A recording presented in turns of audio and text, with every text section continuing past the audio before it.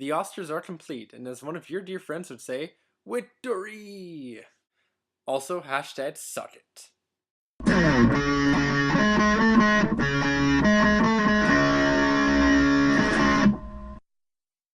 Hello, Steve. Today's Tuesday, March the 4th. I'm going to put a wrap on Ostertot today by discussing a few simple observations about bingo. First off, I think this is the first time I've ever bested you at Oster Bingo.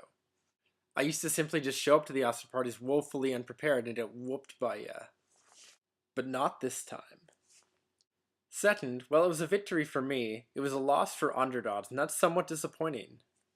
I can only think of 3 awards where the odds-on favorite didn't win, and that's only because those 3 awards didn't really have a favorite.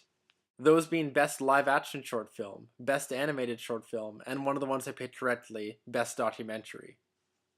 If I'd been a little bit more boring with my selections and just went with only the favorites, instead of, for example, making a random selection, rolling a dice for a selection, and going with Leonardo DiCaprio just cuz, I would have gotten a whopping 22 out of 24 correct, and an unprecedented 8 bingos. Compare 8 bingos to 2 bingos, and that's only by going with the favorites. I just lesson learned the best idea is just to pick all the favorites and just hope they all play out the way they're supposed to. Although that brings me to my next point, I'm glad it didn't. What's the fun in that? The pits would have been an assortment of expert selections, not really my own, so at least by picking a couple underdogs I put my own touch on my pits, and I like that a little bit better. But that's like cheering for the Charlton Ravens basketball team. You just know they're gonna win. P.S. I do cheer for the Charlton Ravens basketball team. P.P.S. The Charlton Ravens actually lost their first game of the season. It was the provincial championships against Ottawa U. Hashtag sadface. P.P.P.S. What the heck even is a GG anyway? Now that the Osters and Olympics are done, it's time to move on to the next topic. There are the Paralympic Games starting on March the 7th, and those seem to get significantly less coverage and hype in spite of the fact of being actually more impressive. Side note, I'm of the opinion that the Olympics and the Paralympics should all be part of the same games known as the Olympics. Also coming up are the NHL and the NBA playoffs.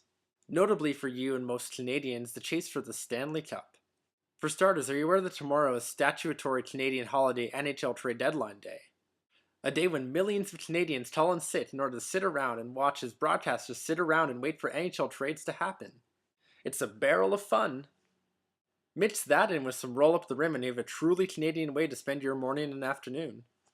And because I don't work in the morning and early afternoon, I can just do that without actually having to call in sick. I'm interested in seeing what my favorite team, the Ottawa Senators, end up doing tomorrow. They're teetering right now on just being a playoff team and missing the cut. So will they be buyers, meaning they add players to the roster? Or will they be sellers, meaning they trade some of their soon-to-be free agents for prospects or draft picks? My hope is that they trade away some of their soon-to-be free agents that don't really make or break the team, and hopefully don't trade away any draft picks of their own in an attempt to buy.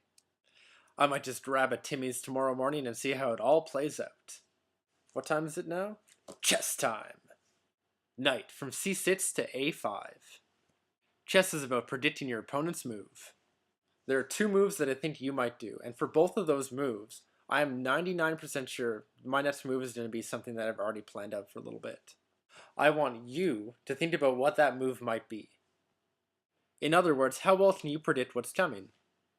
Now, of course, don't say it in your next video, but think it, and you can let me know in Friday's video if you actually got it right or not. That's it for now, so I'm going to leave with the fact that today is Shrove Tuesday, which means it's also Pancake Tuesday, so I'm about to make some pancakes. I'll leave you with that. By the way, I've decided to show the chessboard today. I realize that we've been talking about chess a lot, but neither of us have ever actually posted the current status of the board. So this is what it looks like. You'll have to ignore the letters and numbering because they don't match the way we've been currently doing it. I hope this helps you understand some of the stuff that me and Steve have been talking about this games. I encourage you to think of your own ideas and think of what you do if you are in our situation. Maybe play it out yourself if you want to. Also, feel free to post in this video or on the Facebook group who you think has the upper hand. I think it's me, but Steve probably thinks it's himself. He shouldn't.